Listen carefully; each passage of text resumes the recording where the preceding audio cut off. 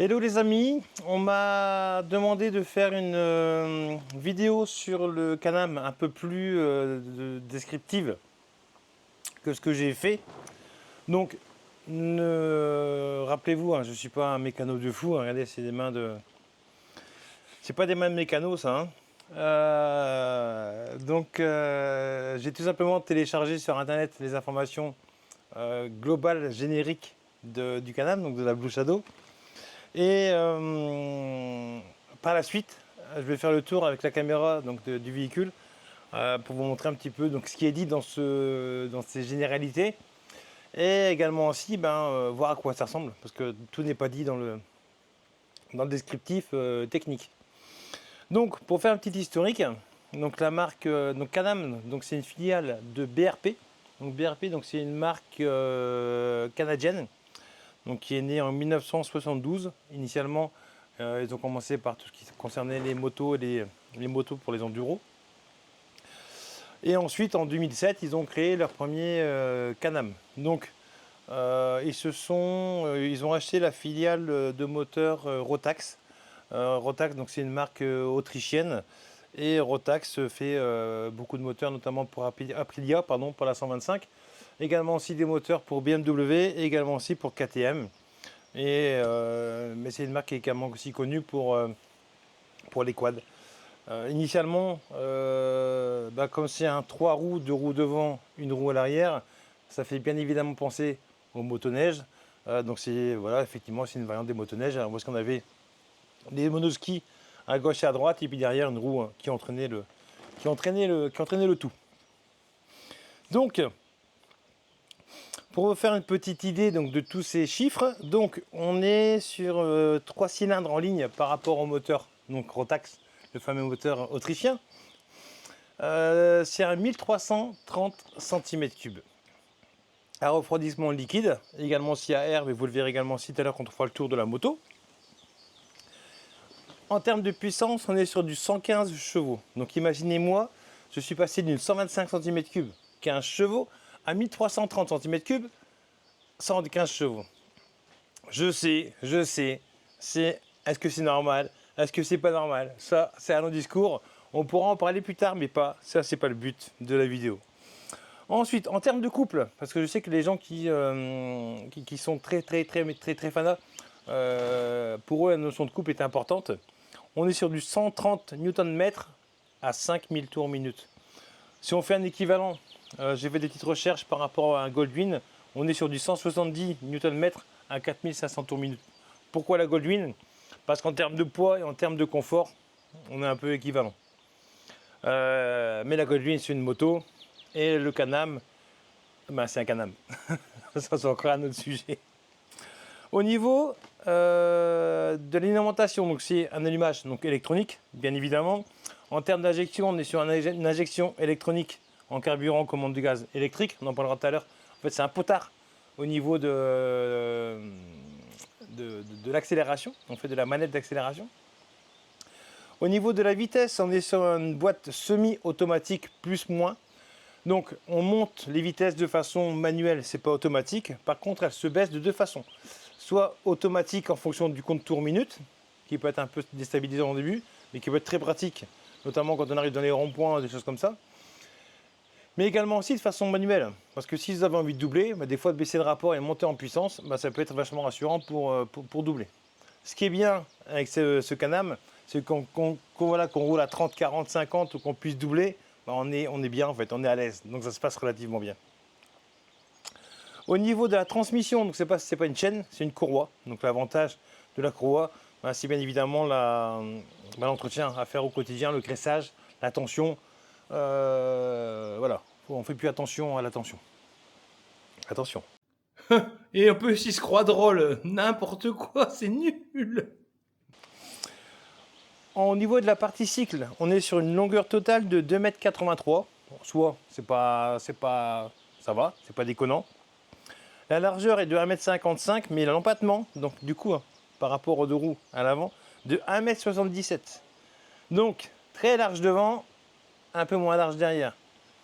Mais, avec les pneus, on verra que ça fait la différence. L'inconvénient de ce Can-Am pour moi, c'est la garde au sol. Je l'ai fait sur une des vidéos, je l'ai montré sur une des vidéos avec Seb. Deux roues, une tente, hein. D'ailleurs il a une super chaîne. Si vous aimez l'esprit nomade, voilà, faut y aller. On est sur du 115 mm, donc 11 cm, donc c'est pas foufou.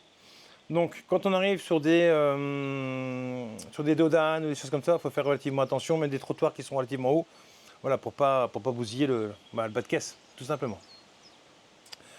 Au niveau de l'auteur de la selle, de toute façon on est relativement bien assis. Hein. De toute façon, l'avantage de ce véhicule aussi, c'est que vous soyez homme ou femme, ça se conduit de façon relativement sympathique. On est sur du 75,5 cm. En termes de poids, par contre là, c'est un gros bébé. On est à... Désolé, je regarde à droite parce qu'on est sur un camping, donc il y a du passage. On est à 464 kg, à sec, avec un réservoir donc de 26 litres, pardon. Entre 26 et 27 litres, on est, vous voyez, aisément à 490 kg, quoi, voire 500 kg, si on prend le fait qu'un kilo d'essence, c'est pas un kilo de tout court. Enfin, un litre d'essence, c'est pas un kilo, pardon. Donc, imaginez déjà un petit bébé de 500 kg, donc je pense que les 1300 cm3 et les 110 chevaux, c'est pas anodin. Et au niveau de la suspension avant, on est sur un bras triangulaire, double, avec barre anti-roulis, amortisseur Satch anti-big bore, et un débattement de 174 mm. Ça ne me demandez pas, hein. C'est pas assez technique. Mais je vous montrerai quand même parce qu'on voit bien, par rapport à la roue. À l'arrière, on est sur un bras oscillant, amortisseur sac encore réglable, en précharge pneumatique. Et mise à niveau automatique, débattement de 152 mm. Pourquoi débattement automatique? Parce qu'en fait, on a un capteur sur la selle à l'arrière, et en fonction du poids qu'on amène sur la moto, que ce soit au niveau du top cage, pardon, au niveau de la selle à l'arrière, en fait, la suspension, elle se règle automatiquement. Soit elle se gonfle, soit elle se dégonfle. Si seulement on pouvait faire pareil avec notre ventre, hein, ça serait pas mal. Mais il y en a qui font déjà quand ils font le tour de la piscine. Bon, ça c'est un autre sujet. Au niveau de l'avant, on est sur un disque de 270 mm, pardon, étrier radio Brembo à 4 pistons, freinage combiné. Pourquoi freinage combiné? Parce qu'au niveau du frein, au niveau du poste de pilotage, on n'a aucun frein, on n'a rien. On n'a que des poignées. Le seul endroit où est-ce qu'on peut freiner, on a une pédale au pied droit et c'est un combiné par rapport au disque. On a deux disques à l'avant et le disque à l'arrière. On n'a que ça. Par contre, ça freine du feu de Dieu. À l'arrière, on est pareil sur un disque de 270 mm, étrier flottant à simple piston, frein de stationnement, freinage combiné, on en a parlé auparavant. Au niveau des roues, on est sur des jantes à 12 branches, de 15 x 5 pouces à l'avant, et les jantes de 15 x 7 pouces à l'arrière. En termes de dimension des pneus, franchement, c'est du lourd aussi. À l'avant, ça va encore. On est sur un pneu avant donc de 165-55 R15, l'équivalent d'une C1. Par contre, à l'arrière, on a un pneu de 225-50 R15. J'ai fait des petites recherches. C'est l'équivalent d'un pneu d'une Mustang. Donc, mon très cher Alain, donc Alain c'est le mari de ma cousine, il a une Mustang. Donc je suis désolé, mais si un jour il me manque une roue pour pour le Can-Am, je viens de voir mon ami. Et en termes de capacité d'emport, pardon, on est sur 4 rangements. 4 rangements pour un global de 177 litres et tout ça de façon sécurisée. Tout se ferme à clé ou tout se verrouille. Au niveau de l'écran, on est sur un écran tactile de 10 pouces. En termes de connectivité, exact. On a à l'avant, au niveau de la boîte à gants, un port USB, un port jack. Et à l'arrière, on a un double port USB, un petit éclairage pour le top case. Et au niveau de l'application mobile, c'est l'application BRP Connect, hein, donc c'est un peu, si le système n'est pas fou, ça marche pas bien. C'est pas génial, en plus l'écran est petit, c'est pas top.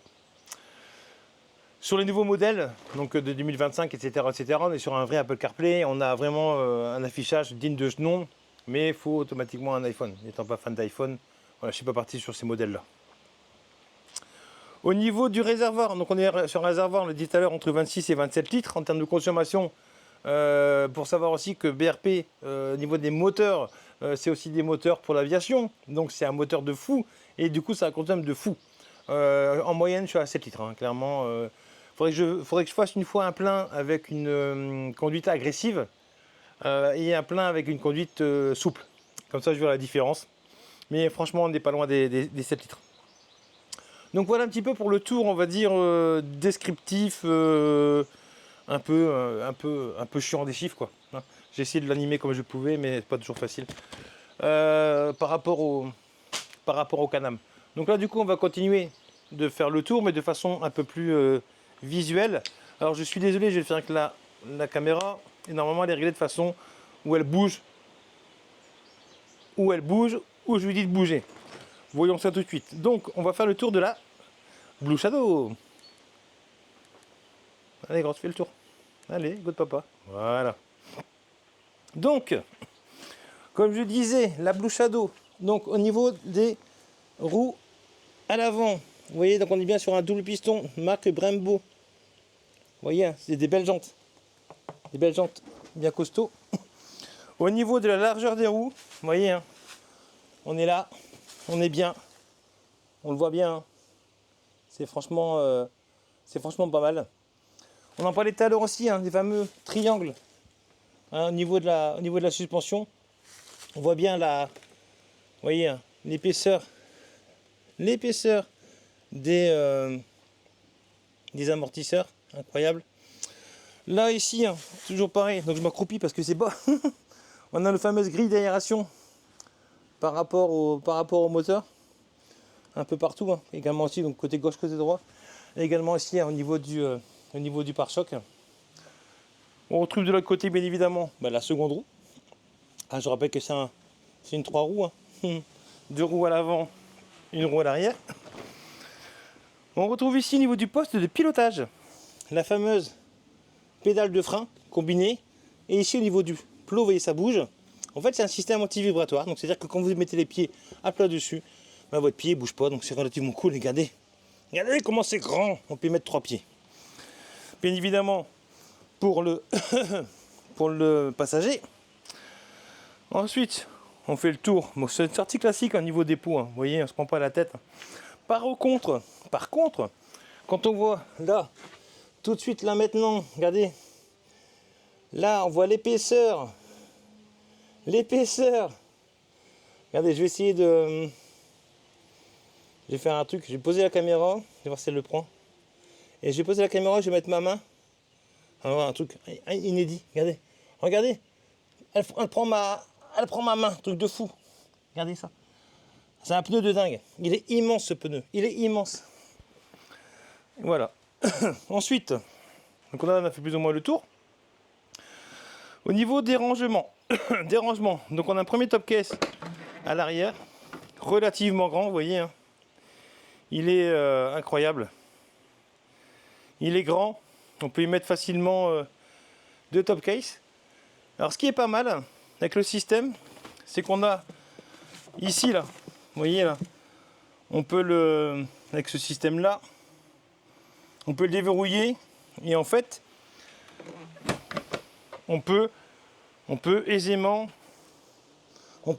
sortir le top case. Ensuite, de chaque côté, nous avons des valises intégrées. Alors, tac, on ouvre, on pousse, on y est. Vous voyez, regardez, et là, on a nos valises intégrées. En termes de profondeur, c'est quand même pas mal. Et en termes de poids, on est sur le 7 kg maximum. Ben, je ne vous cache pas que 7 kg maximum, c'est pas mal pour faire du rangement, bien quand on part en road trip. Donc, si on continue, on va ouvrir l'autre côté. De l'autre côté, on a le même système d'ouverture. Donc là, le système d'ouverture, c'est pareil, vous voyez. On a le même type de rangement, également aussi de ce côté-là. Vous voyez. Hein. Et là, pareil, hein. Excusez-moi pour la coupe. On est également aussi sur du 7 kg. Vous voyez, en termes de rangement, on n'est pas malheureux. Et un dernier rangement, qui est le plus conséquent, en tout cas le plus profond, on va dire. C'est au niveau du capot à l'arrière. Regardez. Le capot à l'arrière, à l'avant. Il est incroyablement grand. Et là, c'est pareil, on est sur du maximum 16 kg. Donc, regardez la profondeur, ça prend quasiment tout mon bras. Donc, En termes de rangement, franchement, je suis gagnant de fou. Donc ça, c'était la partie extérieure. Au niveau éclairage, donc là, regardez bien, la bulle, vous allez voir la bulle, vous voyez, la bulle remonte. Donc on est sur une bulle qui descend, qui monte de façon électronique. Et le feu, vous voyez, on est sur un full LED. Full LED à l'arrière. Donc là, c'est le système pour la marche arrière. D'accord. On est sur un système également aussi full LED à l'avant, mais là ça se voit pas parce que c'est pas démarré. On le verra tout à l'heure. On est au niveau options. Donc ça, rétroviseurs qui sont incroyablement grands, géants. Je vais me monter dessus. Voilà. Au niveau de la boîte à gants. Boîte à gants, nous avons à l'intérieur un port USB et une prise de jack qui vous permet de brancher directement votre lecteur MP3 à votre téléphone directement à la moto. Et le son va sortir des haut-parleurs. Il y a 2 haut-parleurs à gauche à l'avant, 2 haut-parleurs à droite à l'avant et 2 à l'arrière. Au niveau de l'affichage, donc vous voyez sur un affichage relativement coloré, relativement propre. On a donc sur la gauche la jauge d'essence, le compte-tours, les informations. Vous voyez donc là les marques coffre arrière ouvert, incroyable. L'autonomie, le nombre de kilométrage, nombre de kilomètres parcourus, la température extérieure, la vitesse engagée, le mode de conduite. Il y a 2 modes de conduite, hein, soit éco. Vous voyez, je ne sais pas si on le voit. Soit éco, voilà, on le voit là. On le voit là. Soit éco, soit normal. Ensuite, on voit qu'on est branché au téléphone comme ceci. Le compte-tours, la vitesse, et également aussi, hein, vous voyez en bas, la notion de frein à main. Donc on est sur un frein à main électrique, un peu type comme le Scénic. Et également aussi, vous voyez sur la droite, là on le voit un peu, tout ce qui concerne la radio. Donc pour la radio, c'est simple. On a soit du BT, donc Bluetooth, soit du aux, donc c'est la fameuse prise auxiliaire, prise de jack qu'on a donc dans le top case, ou soit FM, la radio, tout simplement. Au niveau du poste de pilotage, maintenant, on a le fameux sélecteur de vitesse plus, moins, ici, je ne sais pas si on le voit, pardon, là, plus, moins. On a bien évidemment les lumières appel de phare, clignotant, poète-poète, le volume. Donc là c'est pour aller dans le menu des réglages donc du Can-Am, le fameux mode, le frein à main et là ici R, marche arrière. Donc ça c'était mis bien évidemment pour le téléphone portable, super, d'ailleurs super support, hein. Faut dire ce qui est, un quad lock c'est génial. Ça, pareil, c'était rajouté ma part également aussi, c'est pour la boisson. Et là, de ce côté, donc tout ce qui concerne les classiques motos, hein, on a le warning, le coupe-circuit, le régulateur de vitesse. Et oui, la moto a un régulateur de vitesse et je m'en sers de façon excessive. Quand je suis sur national ou départemental, je mets la vitesse, je mets le régulateur et je suis tranquille. Bien évidemment aussi le démarreur et le fameux accélérateur avec un potard. C'est pas un câble, c'est juste un potard. Ensuite, en termes de confort pour le conducteur, on va dire. Donc là, la fameuse vitre pare-brise réglable. On a les poignées chauffantes, simple chauffant ou normalement chauffant, on va dire fort chauffant. Également aussi pour le siège, chauffant, pas chauffant. Donc là, les road trips en hiver ou quand il fait froid, ça sera vachement plus agréable. Le son, et là c'est tout ce qui concerne en fait la partie multimédia. La source, on l'a vu tout à l'heure, le son avancé ou bien reculé par rapport au morceau, également aussi passer du son entre le casque et le haut-parleur du Can-Am. Donc ça c'était un petit peu le côté conducteur. Pardon. Maintenant côté passager, on est, alors j'ai oublié de vous dire aussi, hein, au niveau des selles, on est sur des selles à mémoire de forme. Incroyable, l'assise elle est incroyable, je peux rouler 3 heures sans avoir mal aux fesses. La seule chose qui va t'arrêter, c'est quoi? C'est le fait que tu n'aies plus d'essence ou le fait que tu aies soif, ou tu as envie de faire pipi. Hein, parce qu'arrivé à un certain âge, tu fais pipi plus souvent. Donc, la même chose pour le passager arrière, selle à mémoire de forme, avec un contacteur. Pourquoi un contacteur? Parce qu'il a également aussi les poignées chauffantes, également aussi le siège chauffant. Il peut même également aussi jouer sur le côté multimédia par rapport au morceau et par rapport au son. Il a ses haut-parleurs à lui, à l'arrière à gauche et à l'arrière à droite. Vous voyez, comme cela. Donc, là, on a fait le tour du moteur, de la moto. On va écouter un peu le moteur. Donc, on est bien au point mort, ok. Donc là, on entend un peu le moteur. Et là, du coup, on va peut-être voir très certainement, vous voyez l'éclairage LED au niveau de la moto. Là, c'est en phare normal. Et on va le mettre en plein phare. En plein phare. Voilà. Là, on est en full LED. Je trouve ça vachement joli. Comme ça, en même temps, on entend un peu le bruit du moteur, pardon. Bon, moi j'aime bien. C'est un moteur c'est un bruit qui est pas fort. C'est un bruit qui est convenable. L'accélération.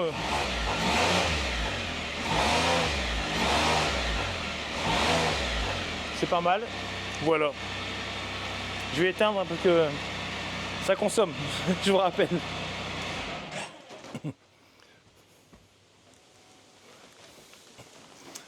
Donc voilà les amis, donc j'ai fait le tour du Can-Am comme on m'a demandé. Si je veux faire un petit bref topo sur le Can-Am venant d'une moto 125. Plusieurs choses, je vais la faire en rapide. Plusieurs choses. La puissance. Au moins, plus personne te colle, plus personne te double. Même quand tu es à 90 sur une départementale, que tu es à 90 et que les gens te doublent malgré tout, même s'il y a des lignes blanches, là, ils peuvent pas, ils peuvent plus. La différence également aussi, c'est en termes de conditions de conduite, position de conduite. Sur une moto, tu te penches. Sur un Can-Am, tu ne te penches pas. Et là, ça fait bizarre. Ça fait bizarre parce qu'en fait, même si la moto elle est méga stable, du coup, parce qu'on est sur un triangle, on n'est pas sur une ligne droite, par rapport à l'alignement des pneus, c'est pas évident. C'est pas évident parce qu'on n'est pas habitué, quoi. Donc d'après les gens qui vendent de ce type de moto, c'est plus simple pour quelqu'un qui est en voiture de partir en Can-Am que les gens qui sont en moto de partir en Can-Am. Et ça, je vais bien vous le croire. Sinon, consommation bien évidemment multipliée par 2 par rapport à une 125. Confort de conduite multiplié par 4 par rapport à une 125. Rangement, possibilité d'emport multiplié par je sais pas combien parce que du coup, à part les top cases qui sont pas toujours grands par rapport à une 125, c'est multiplié facilement par 2 ou par 3. On peut aisément partir à 2. Là, j'envisage de mettre un attelage. Voilà. Après, c'est par contre 3 roues. Après, comme je disais, la moto c'est une ligne droite en prenant les 2 pneus. Le Can-Am, c'est 3 lignes droites en fait. Donc, notamment quand on a des dodanes avec des trous au milieu, avant quand tu étais motard, tu passais au milieu. Là que le Can-Am, tu te dis quelle roue va prendre le dodane. Voilà, tout ce qui est plaque d'égout, des choses comme ça, c'est pas évident. Les interfils, beaucoup de gens me disent mais pas bien, pourquoi tu prends une moto 3 roues, comment tu vas faire pour les interfils? Je fais pas. Déjà avant je faisais pas beaucoup, donc maintenant je fais encore moins. Après on n'est pas dans des secteurs où il y a beaucoup de trafic, donc j'ai pas besoin de ça. Et surtout si j'ai acheté le Can-Am, c'est certainement pas par rapport à ça. C'est plus par rapport au road trip et ce que j'envisage de faire dans les années à venir, notamment avec l'attelage et puis une future remorque, mais parce que j'ai d'autres projets. Donc voilà, donc c'était le véhicule qu'il me fallait. Voilà, mais écoutez, j'espère ne pas avoir été trop long. J'espère que j'ai été. Je vais essayer de faire des trucs un peu différents d'habitude. Je vais essayer de mettre des effets sur ma vidéo pour pas que ça soit trop long. Et voilà, donc j'espère que toi qui m'as posé la question sans te nommer pour pour l'explication du Can-Am. J'espère que ça t'a aidé et j'espère que j'ai répondu à ta demande. Voilà. Donc, je vous fais à tous des gros bisous. Rappelez-vous, hein, qu'on soit en 2 roues, 3 roues, 4 roues, 1 roue, l'essentiel c'est se faire plaisir. On n'a qu'une seule vie, il faut en profiter. Et faites ce que vous avez envie de faire, n'écoutez jamais les gens. Parce que si vous écoutez les gens, vous ne ferez jamais rien. Et surtout, quand on dit chez moi dans le Nord, les 10 œufs, ce n'est pas les payeux. Allez, bisous bisous.